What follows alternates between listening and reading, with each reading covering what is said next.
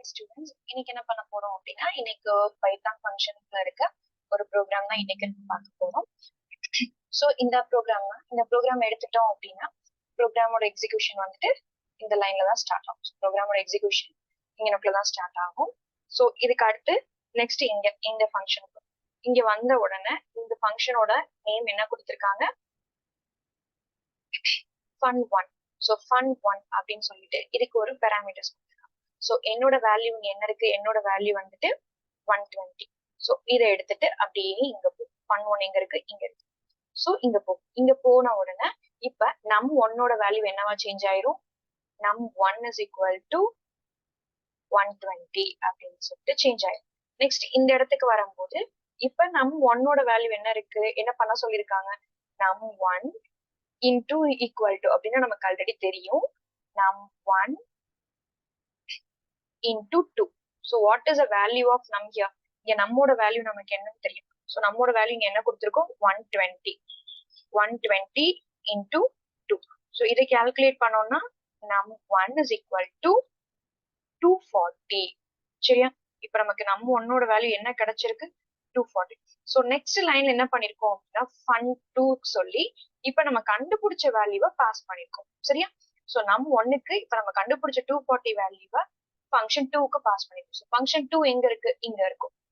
So இப்ப இங்க வரும். இங்க வந்த உடனே நம்ம என்ன பண்ண சொல்லியிருக்கோம், இந்த num1ஓட வேல்யூவை 240. ஸோ இந்த 240 ஸோ இங்க எடுத்திருக்க 240 டிவைடட் பை 2.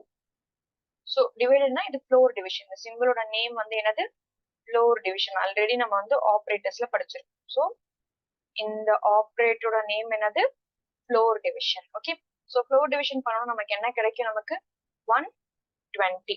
ஸோ இங்க கால்குலேட் பண்ணி நமக்கு கிடைச்ச வேல்யூ என்னது, 120. ஸோ இங்க கால்குலேட் பண்ணி நமக்கு கிடைச்சது 120. ஸோ இந்த 120 இப்ப நம்ம என்ன பண்றோம், ரிட்டர்ன் பண்றோம். ரிட்டர்ன் பண்ணும்போது இது எங்க போகும், ரிட்டர்ன் பண்ண உடனே நெக்ஸ்ட் எங்க போகும் அப்படின்னா இது இங்கதான் வரும். ஸோ இங்கேயும் ரிட்டர்ன் 1ஓட வேல்யூ என்னதான், ரிட்டர்ன்ல num1ஓட வேல்யூ என்னதான் இருக்கும், 120 தான் இருக்கும்.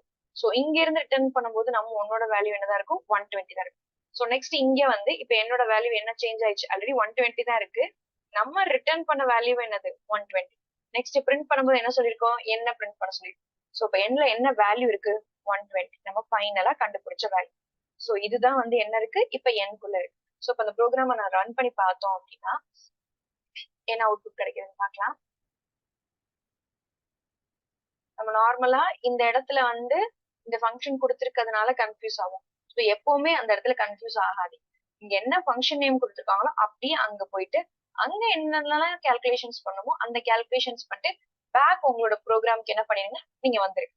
ஸோ வந்துட்டு அங்கனக்குள்ள என்ன ரிட்டர்ன் கொடுத்துருக்காங்க, அங்க என்ன கால்குலேஷன்ஸ் கொடுத்துருக்காங்கன்னு பார்த்து கால்குலேட் பண்ணிட்டு நெக்ஸ்ட் இங்க மெயின் ப்ரோக்ராம்குள்ள வந்து என்ன எரர்ஸ் இருக்கு, என்ன ப்ராப்ளம்ஸ் இருக்கு அப்படின்னு சொல்லிட்டு பார்த்துட்டு இந்த இதுக்கு என்ன பிரிண்ட் கொடுக்க சொல்றாங்களோ அந்த பிரிண்ட் என்ன பண்ணலாம், நீங்க வந்து பிரிண்ட் பண்ணிக்கலாம். ஸோ நமக்கு கிடைச்சிருக்க வேல்யூவும் இங்க கொடுத்திருக்க வேல்யூவும் சேம் தான்.